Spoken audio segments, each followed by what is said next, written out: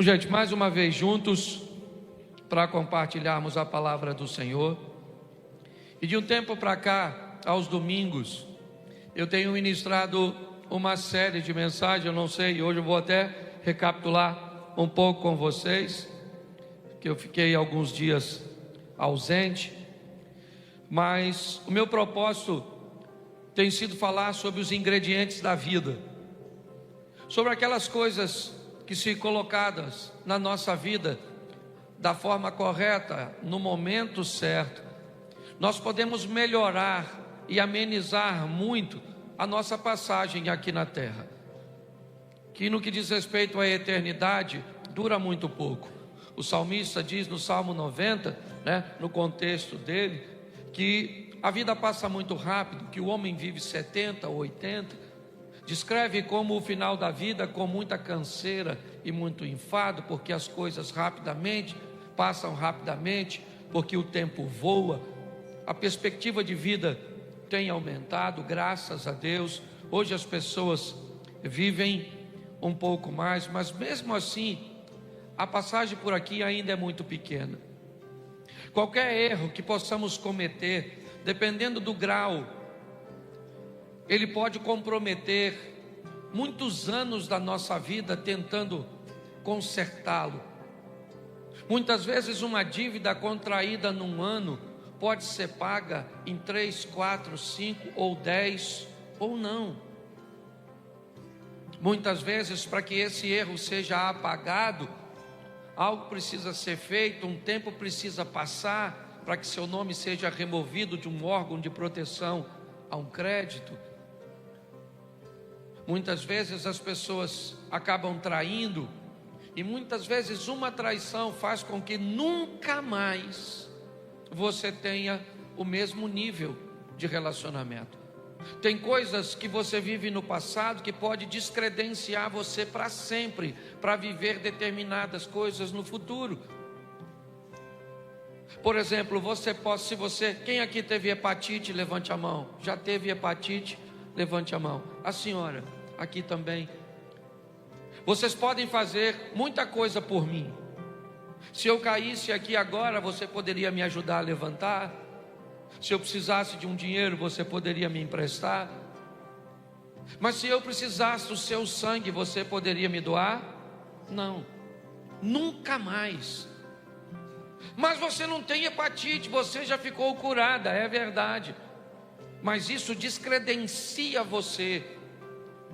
É muito importante nós entendermos que, por mais que venhamos a nos recuperar, tem determinadas coisas que podem nos descredenciar para sempre. Eu estou falando aqui usando uma patologia como exemplo, mas o que eu quero falar é de que muitas pessoas cometem erros gravíssimos e depois precisam levar muito tempo, deixam de viver para sobreviver.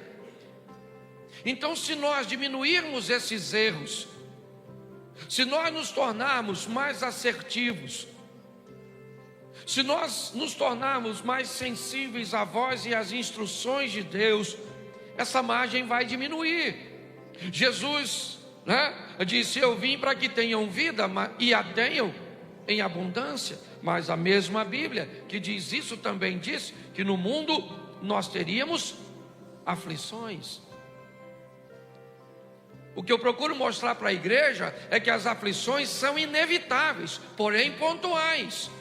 Segundo a Bíblia, eu vivo uma vida abundante com dificuldades pontuais, e não uma vida pontual com dificuldades abundantes.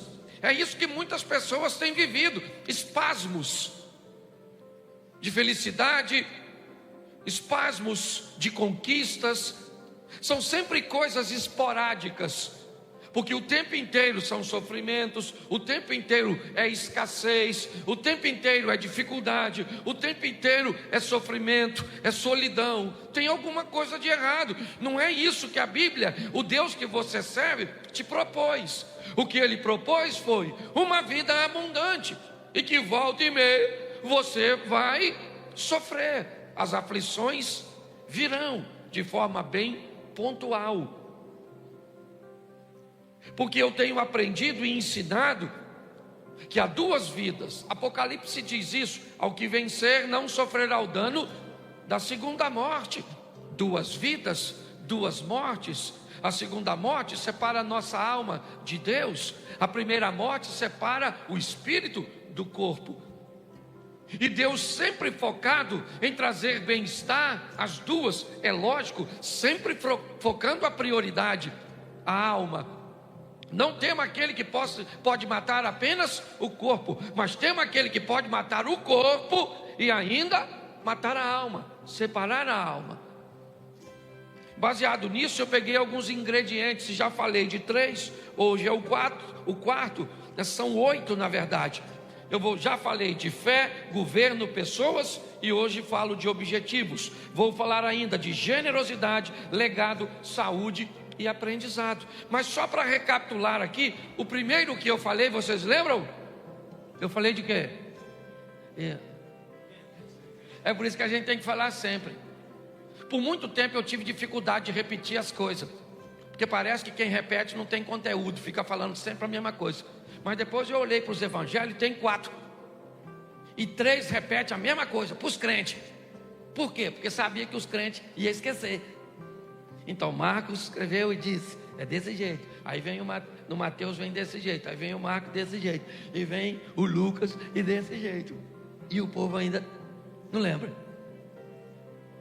Então o primeiro ingrediente é fé. Fala comigo, fé. Isso, esse é o primeiro ingrediente. Sem ela é impossível agradar o justo viverá pela isso. Então fé é a primeira coisa que você precisa ter. Até o profeta Gilberto Gil já sabia disso. Quando disse: anda com a fé eu vou, que a fé não costuma falhar. E mesmo quem não tem fé, a fé costuma acompanhar, pelo sim, pelo não. Então até o ímpio sabe. E tem os crentes que andam sem fé, tá certo? Então eu mostrei para você que ela nasce quando você ouve, certo? É isso. A fé vem pelo e ouvir a palavra a fé torna tudo possível. Sim ou não? Tudo é possível aquele, mas possível não é realizável. Tem gente que me parece que confunde, porque está a fim de confundir. Porque se eu perguntasse a você: olha, domingo tem jogo no Maracanã, Flamengo e Vasco, você vai? Você me responde assim: possivelmente. Você vai ou não? Fala para mim, se você me disser possivelmente, você vai ou não? Nossa. Se eu perguntasse para você assim: ó, vou fazer uma festinha lá na minha casa, deixa eu se tirar do Maracanã, porque Maracanã é pecado. Então a igreja se constrange, e provavelmente tem botafoguense e tricolores que não iriam, irmão, então nem se manifestou, tá certo? Mas vamos tentar de novo, fazer igual Jesus com a mulher samaritana. Falou de água, não dá certo, ele fala de marido. Vamos tentar aqui. Eu vou fazer uma festinha lá em casa na quarta-feira e eu digo para você: você vai? Você diz para mim assim: pastor, não vou dar garantia não, mas possivelmente eu vou. Você vai ou não? Vai ou não? Você não me falou. Você não falou nem que sim, nem que não. Então quando a Bíblia diz que a fé torna tudo possível, ela não está dizendo que Deus vai fazer e que não vai fazer. Ela só diz que quando você chega perto dele, o impossível se torna, mas não significa que ele vai fazer. Tem gente que vem para a igreja, um está morrendo de câncer, aí você vem aí fala: meu Deus, ela não pode morrer, minha mãe não pode morrer, ou é minha fé, eu tenho fé, chamou os irmãos tudo, até os cajaceiros vêm para a campanha, e vão embora, une a fé de todo mundo, aí a mãe morre, o que faltou? Não, porque a fé não dá garantia que vai acontecer. A fé traz a possibilidade. Está assim de gente frustrado, porque está achando que Deus prometeu coisas que Ele não prometeu. Ele só disse: se você chega perto de mim com fé, tudo é mas se não acontecer, você ainda continua tendo fé. Pronto. Por isso que tem uns povos que vai embora. Nossa, Deus falou que ia fazer, não tem palavra. Você que não entendeu direito. Então eu acho que vale até pregar de novo. Eu acho que eu vou pregar de fé de novo. Então ela torna tudo possível. Ela tem tamanho? A fé seja feita segundo a medida da sua. Se você tiver a fé do tamanho de um grão, então fé tem tamanho. Por isso que a Bíblia diz: de fé em fé, de glória em glória. Só diz que mesmo que ela seja pequenininha, certo? Ou seja, você já pegou um grão de mostarda? Já pegou, não? Eu não tenho nem como é que eu vou comparar aqui. Sei lá, não, qualquer coisa. Não, alpiste é 10 vezes maior. Um alpiste é bem pequenininho. É só para você saber o tamanho da sua fé. Sabe esse pequenininho? A nossa não chega nem nesse pequenininho. Depois eu vou trazer aqui, vou botar na sua mão. Você vê a sua fé. Então ela vai crescendo, de fé em fé, de glória em. E de que tipo deve ser a sua fé? Ela tem tipo, claro. Me mostre a sua fé com as suas obras. E tenha uma fé realizadora. Fala, realizadora. Vou fazer como professor agora. O primeiro é isso, só para você não esquecer mais. Porque eu perguntei, você não lembrava? Primeiro é isso. Tudo é possível, sim ou não? E ela nasce como? Ouvindo. A fé vem pelo e ouvir a palavra de isso aí. Não é o WhatsApp, é a palavra de Deus. Você, pastor, então o senhor está dizendo que eu não posso ouvir? Pode ouvir o que você quiser. Só ouça a palavra de Deus antes de ouvir qualquer outra coisa. E no final do dia também ouça ela para fechar a tampa. Começa escutando, termina escutando. Ela cresce, ela torna tudo possível. E ela tem que ser uma fé realizável, tá certo? Então vamos lá. Segunda mensagem que eu preguei sobre essa série, eu falei de governo. Porque o que tem de gente desgovernada não governa o que come, não governa o que bebe, não governa o que fala, não governa o que compra. Tem que ir para uma clínica para ajudar você a ter governo. Pastor, eu vejo doce, eu fico doido. Pastor, eu vejo uma fofoca. Eu nem gosto de fofoca, eu gosto de leão marinho. Não é verdade, mãe? Vamos embora.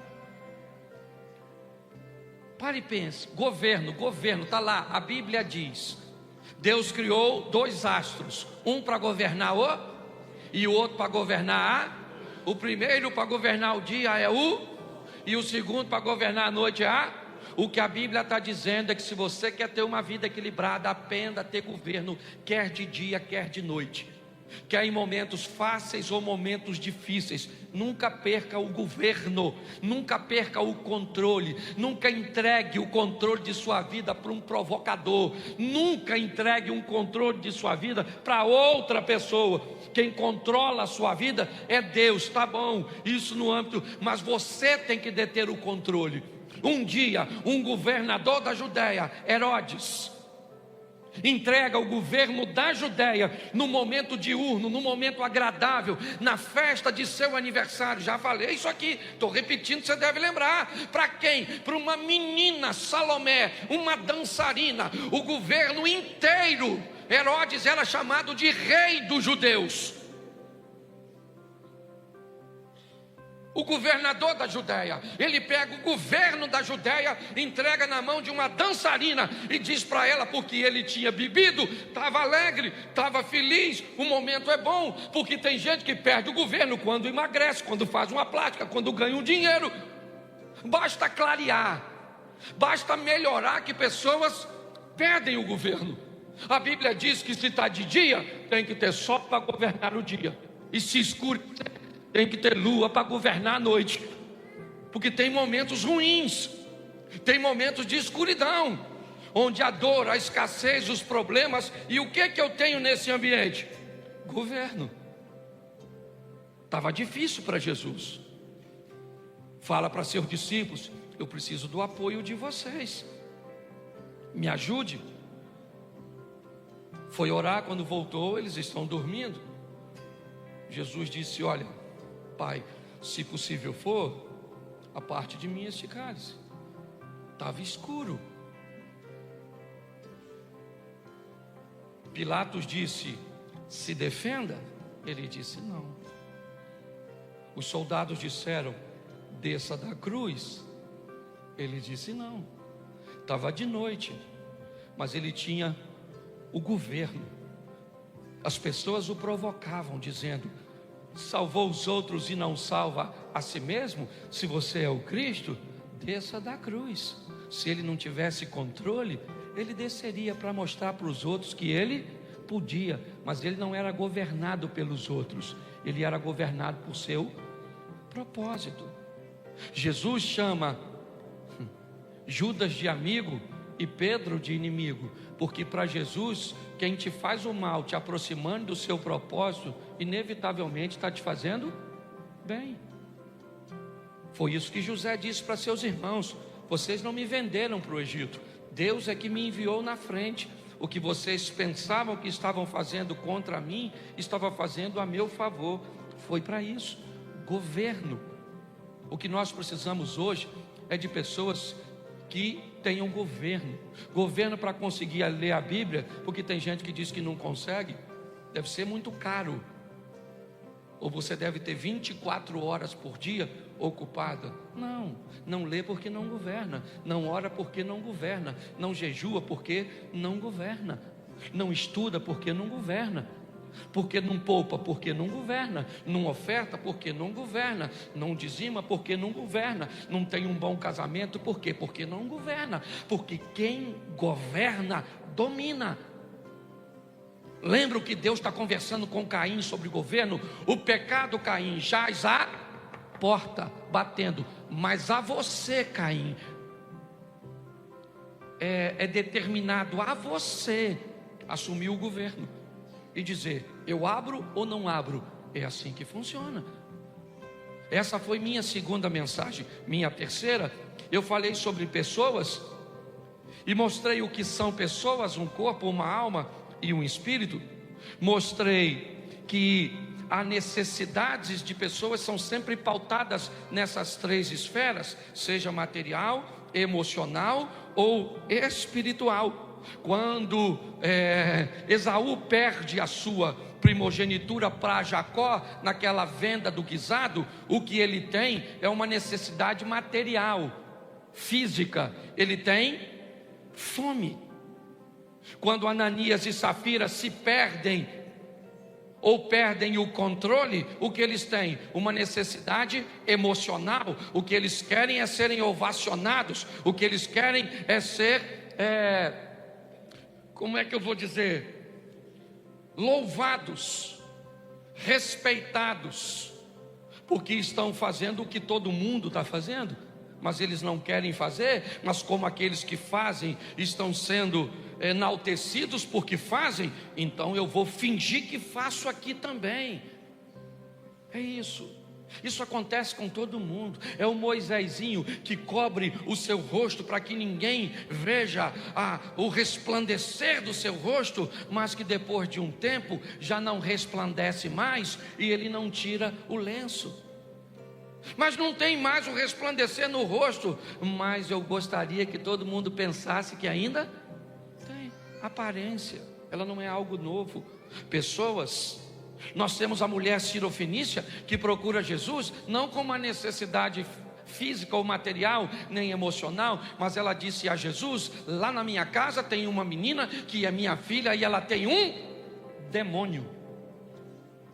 Porque necessidades de pessoas, elas atuam nas três esferas: material, emocional e espiritual.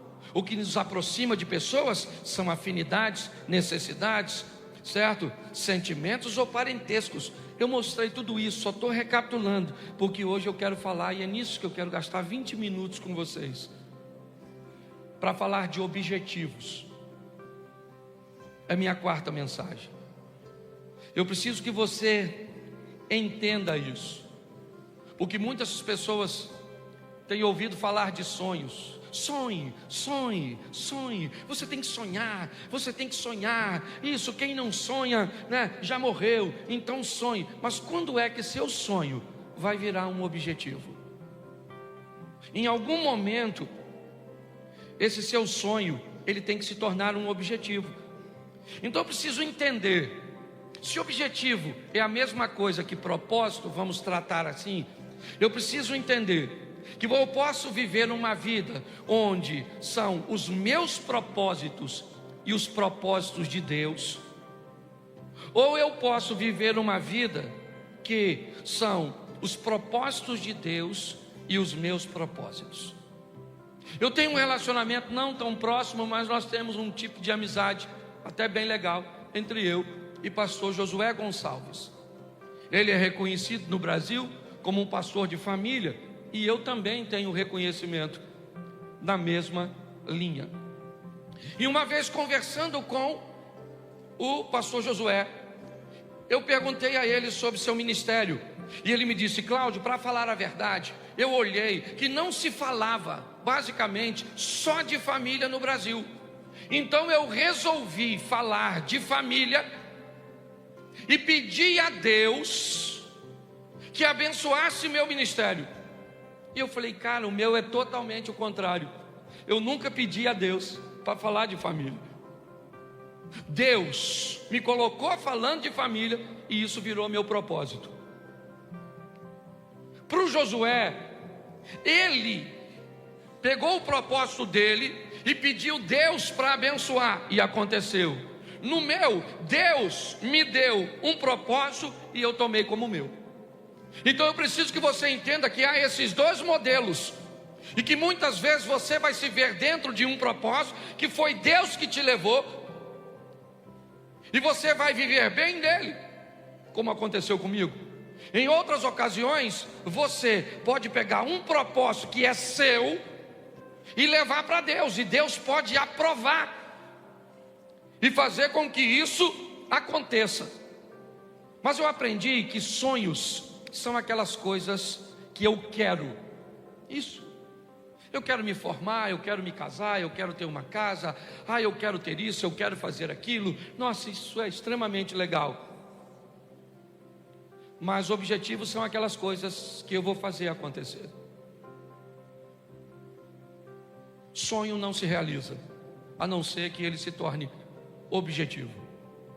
Ou você faz de seu sonho virar um objetivo, ou inevitavelmente você vai morrer querendo alcançar alguma coisa que nunca alcançou. Então eu vou mostrar para vocês aqui rapidinho quando um sonho se torna um objetivo. A postura do sonhador muda. Ele começa a agir de outra forma. Ele quer comprar algo. Enquanto ele quer comprar algo como sonhador, ele não compra. Não. A postura de sonhador é diferente. Aqueles que têm objetivo e propósito é que alcançam. Você vai chegar na casa de alguém que quer comprar, mas só tem sonho. A geladeira está cheia. Ele sai para comer fora. Ele usa roupa de grife e compra talvez todo mês. Quando você chega na casa de alguém que tem objetivo, provavelmente vai ter água na geladeira. Vai comer ovo. Não vai sair para comer fora. O sapato vai ter que durar 1 ano. Só tem 2, o marrom e o preto. Porque o objetivo, ele traz responsabilidades. E preste atenção, porque eu vou mostrar isso com texto bíblico, senão vira autoajuda.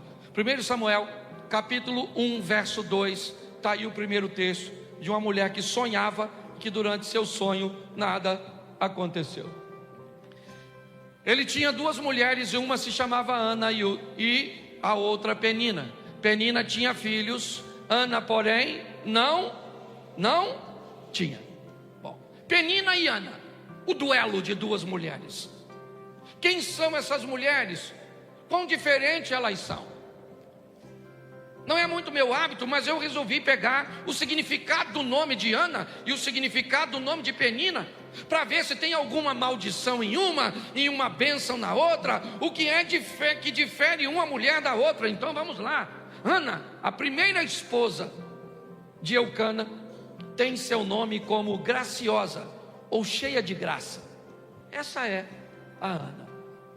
A segunda esposa é Penina, e o significado do nome de Penina é pedra preciosa, ou pérola? O que você acha, ou quem você gostaria de ser? Graciosa ou cheia de graça, ou pedra preciosa ou pérola? Tanto faz. Todas as duas são coisas muito boas, sim ou não? Qual é o grande problema dessas duas mulheres? É que elas não vivem a plenitude. Uma tem uma coisa que a outra não tem, e a outra tem uma coisa que uma tem, e uma quer o que a outra tem. Esses dias eu vi uma mulher falando comigo, não vou usar o nome da família, porque ela é muito conhecida, e essa mulher olhou para uma mulher bonita, realmente, rica, bem sucedida, uma das palestrantes talvez mais procurada no Brasil, e não é nem no ambiente gospel, é no ambiente secular, treinando pessoas. E aí a mulher estava do meu lado e ela me disse assim: Cláudio, eu acho injusto, porque olha só, essa mulher bonita, e essa que estava falando não era nem feia não. Eu falei: é bonita. Cláudio, ela tem muito dinheiro. Eu falei: tem. E essa que estava falando também não é pobre não. E olha, Cláudio, como é que ela tem essa desenvoltura para falar? Aí essa daqui não tem não. Essa estava falando, ela não é palestrante não. Eu queria ser ela, Cláudio. Aí eu olhei para ela e disse assim: nossa, eu nunca imaginei que você gostaria de ser uma mulher que perdeu um filho tão jovem. Ela me disse: como assim? Eu falei: faz pouco tempo que o filho dela morreu. E eu jamais imaginei que você gostaria que seu filho morresse. Aí ela virou para mim e falou assim: não, essa parte eu não quero não. Ou seja, quando você olha para a vida dos outros, você só quer a coisa boa, mas tem que ir tudo. Esses dias alguém falou: Cláudio, pensa eu com o ministério do pastor Vitor Hugo. Esse eu posso falar que é meu amigo. Eu falei: eu já pensei você com o câncer que ele enfrenta. Ah, mas o câncer eu não quero, eu quero a profecia. Pare para pensar. Quando nós olhamos isso, eu preciso que você reflita. O que Penina tem? Você lembra? O que ela tem? E o que Ana tem? Ela tem o quê? O amor do marido. O que Penina tem? E o que Ana tem? Penina, para ter filho, fez esforço? Sim ou não? Não, ela só teve. Bastava ver a cueca do Eucana. E a gente vai falar, tem que ser objetivo, ô irmão. Porque esse dia eu estava pregando num culto, falei Eucana, tinha um cara no primeiro banco, sabe o que ele falou? Aí, pastor, Eucana também. Eu falei: não, não é isso não, maluco. Não é o cana de bebida não. Tinha uns bebum lá no culto. Eu falei: sangue de Jesus tem poder. Mas presta atenção. Ana fazia esforço para ser amada? Sim ou não? Não. Penina fazia esforço para ter filho? E o que Penina quer? Vamos lá, gente. Me ajuda, eu sei que é chato, né? Nunca mais eu venho nessa igreja, então vai em outra. Porque eu peço para repetir mesmo, para gravar. Pelo menos você sai daqui depois e fala: rapaz, vai que eu preguei com o pastor. Toda hora falou comigo: fala, que eu achei que era eu que pregava. Penina tinha filhos, mas queria ser. E Ana queria ter, mas era. Uma queria ter filho e a outra queria. E todas as duas queriam tudo. E tudo não vai rolar.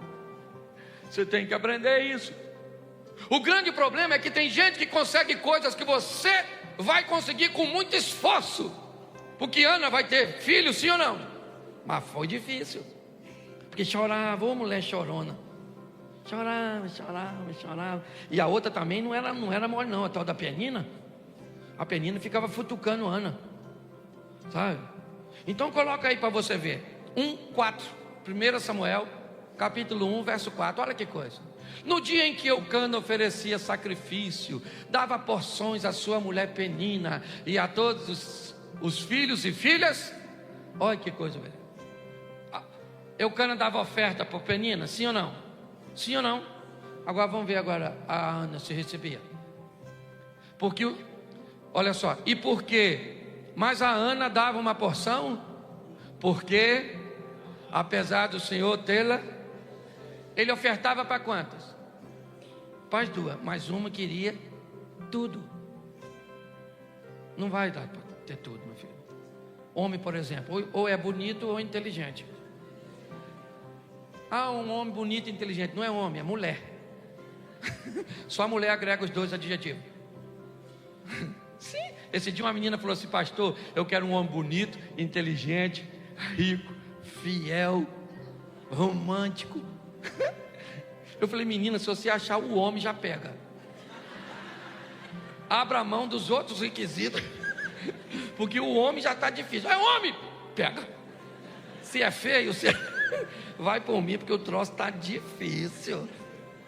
Então qual é o grande problema das questões dos objetivos? Descubra qual é a sua métrica, qual é a sua medida. É isso.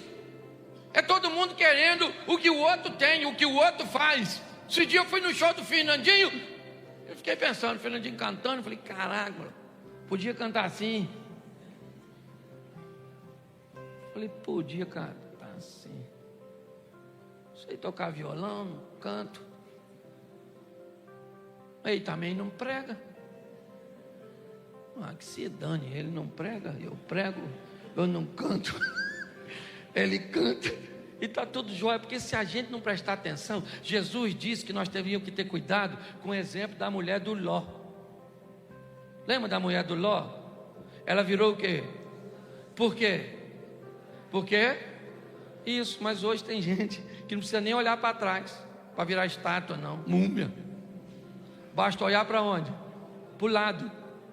Nossa, ela emagreceu. Dá uma raiva disso, porque o que ela perdeu eu ganhei. Preste atenção. Cuidado que você pode estar rindo de você. Descubra a sua medida. Eu acho legal, vou usar mais 2 textos e termino aqui, porque esse culto é mais curtinho. E aí, nós temos outro culto, eu vou pregar de novo, você acredita? Lá em Israel eu preguei umas 3 vezes por dia, não foi, Mary? Estou pregando, eu estou sem tempo de pecar. Aí o pecado vem, eu digo: não, estou pregando, volta outra hora. Porque está tão difícil, eu estou fazendo tanta coisa que eu estou... Vou pecar, eu tenho que dormir, que eu sonho, aí peco. Quando os sonhos viram o objetivo, as coisas mudam. Ana chorou o tempo inteiro, e o que adiantou? Nada, até que um dia ela foi para Siló e falou: quer saber da coisa? Que dano essa penina, essa praga do Elcana, Eli, que só vive sentado, esse sacerdotezinho preguiçoso. Hoje eu vim falar com Deus. Chegou lá, Ana começa quietinha lá, e falando: Senhor, eu quero um filho, eu quero um filho, eu quero um filho, eu quero um filho, eu quero um filho. Eu sempre quis um filho para mim, estava preocupado comigo, mas agora eu quero um filho para o teu reino. Eu quero um filho para que ele seja entregue para ti. E eu não quero saber. E a penina não teve tempo de provocar, o Elcana não teve tempo de dizer que ele era melhor. E aí o sacerdote olhou para ela e falou: e aí, Ana, bebeu o que, minha filha? Presta atenção. O sacerdote chamou ela de pinguça. É o Satanás ou não é no sacerdote? Às vezes você pensa que o diabo não visita o pastor, não? Aliás, tem pastor que trabalha full time, não é nem visita, já é hospedagia. Aí o que aconteceu? Ué, quantas vezes eu já falei besteira? Tem gente que acha que não, o pastor não briga com a mulher. O pastor não... Eu brigo, né, filho? Nós briga, porque nós é gente. Você vai na nossa casa, tá bagunçada, entendeu? Porque tem gente morando lá que ninguém vende vidinha perfeita, não, meu filho. O bagulho é doido. Você sai daqui para ser crente, o Satanás está querendo impedir. É desse jeito que funciona. Esse dia o cara falou comigo: pastor, falar com o senhor, não olho para mulher nenhuma mais, graças a Deus estou liberto. Falei: então não anda comigo, porque se passou uma mulher bonita, meu olho tem que querer olhar. Eu é que falo: Cláudio, você é pastor, você é casado, sua mulher está escutando isso. Isso vai dar briga depois do culto. Ô gente, pelo amor de Deus, certo? Ana foi lá e conseguiu o propósito dela, sim ou não? Quando ela deixou de sonhar e transformou seu sonho num objeto. Toma mais 2 textos e a gente termina. Marcos capítulo 5, verso 25. Só peguei história conhecida para ficar fácil para a igreja. Marcos 5, 25. Coloca aí, por favor. Isso. Estava ali certa mulher que há 12 anos vinha sofrendo de hemorragia. E ela padeceu sob muitos cuidados de vários médicos e gastava tudo que tinha, mas em vez de melhorar, piorava. Quando ouviu falar que Jesus, chegou por detrás dele, no meio da multidão, e tocou o seu manto. Porque pensava, porque o quê? Se eu somente tocar em seu manto, ficarei. Presta atenção, qual era o sonho dela? Qual era o sonho dela? Ela queria ficar curada ou não? Sim. Ela tentou a cura no método convencional, sim ou não? Ela procurou os médicos, fez tudo o que podia, deu certo? Não, mas ela continua querendo ficar curada. É seu sonho. Mas quando é que até então é seu sonho? O que ela tem? Uma multidão. Porque sempre que alguém precisa de algo, ou na grande maioria das vezes na Bíblia, a Bíblia vai colocar uma multidão como oposição. Bartimeu queria a atenção de Jesus. O que tinha? Uma multidão. Vamos lá, estão conduzindo um paralítico a Cafarnaum, a casa de Jesus. O que tem na casa de Jesus? Uma multidão. Sempre haverá uma oposição, algo que vai se opor. É assim que funciona. Eu vou usar um exemplo aqui, porque depois eu vou corrigir, e a turma que caminha comigo sabe que eu não sou o cara do confronto, mas eu fiquei tão, constrangido no nosso jantar de casais. Durante um jantar de casais, alguém colocou uma bolsa para sentar. A esposa. Quando o povo foi sentar, alguém foi e retirou a bolsa e sentou no lugar. Sabe o que aconteceu? Acabou com o jantar daquele casal. Eles se aborreceram de um tal nível que ela pegou a bolsa e foi embora. Quando nós tentamos intervir, não dava mais tempo.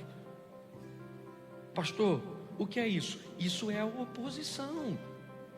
Ela vai estar nos jantares, nos almoços, elas vão estar no trânsito, ela vai estar no vizinho, ela vai estar, é a multidão, é aquilo que busca separar você do Cristo. O que nós estamos vendo é uma mulher que olhou que tem uma oposição, o que ela disse: eu vou tocar nele, esse é meu sonho, e meu sonho se transformou num objetivo, e por ser um objetivo, eu não quero saber a quantidade de pessoas que tem, eu não quero a atenção dele, eu não quero parar, interromper sua comitiva, eu não quero nada, eu quero apenas alcançar o meu propósito, e eu coloquei na minha mente que se eu tocar nele, eu vou ficar curada, o que eu tenho fé, e eu vou lá e toco nele. É isso que está acontecendo aqui. Quando ela faz isso, ela fica curada, porque ela fez, não simplesmente quis. Deixa eu terminar com o último texto, também muito conhecido. Lucas capítulo 15, é o setor de achados e perdidos. Capítulo 15 de Lucas. Ovelha perdida, dracma perdida, filho perdido, está tudo perdido. Verso 17, perdão. 15, verso 17. Caindo em si, disse: quantos empregados de meu pai têm comida de sobra, e eu aqui morrendo de fome? Eu me porei a caminho e voltarei para meu pai, e direi: pai, pequei contra o céu e contra ti. Verso 19. Não sou mais digno de ser chamado teu filho, trata-me como um dos teus. Presta atenção aí, não bota o 20 não. Deixa eu dizer até o 19. Presta atenção, porque os 3 textos que eu li, ele fala de sonho. É isso que ele fala. Ele está no momento difícil e ele diz: eu aqui pereço de fome, na casa de meu pai até os criados têm pão com fartura. Levantar-me-ei, irei ter com meu pai, vou dizer para ele. Presta atenção, tudo o que está sendo dito como uma proposta de futuro. Levantar-me-ei, irei ter com meu pai, e lhe direi: pequei contra o céu e diante de ti, já não sou digno de ser chamado teu filho, me trata como um de teus empregados. Mas tudo isso é futuro. Nada disso trouxe o perdão para o filho pródigo. Não, porque ele está dizendo: eu vou levantar, eu vou dizer, eu vou fazer, eu vou ir. Beleza, tudo isso que é sonho. Eu vou emagrecer, eu vou comprar, eu vou estudar, eu vou orar, é sempre levantar-me-ei, farei, é amanhã, é semana que vem, é isso aí. Quanto mais tempo você faz isso com o seu sonho, mais tempo leva para ele realizar. Mas quando chega ao verso 20, a seguir o sonho virou objetivo. Levantou-se e foi. Levantar-me-ei e irei. Nada aconteceu. Levantou e foi. Pronto. Ali o sonho virou objetivo. E agora, estando ao longe, o pai o viu, porque ele foi.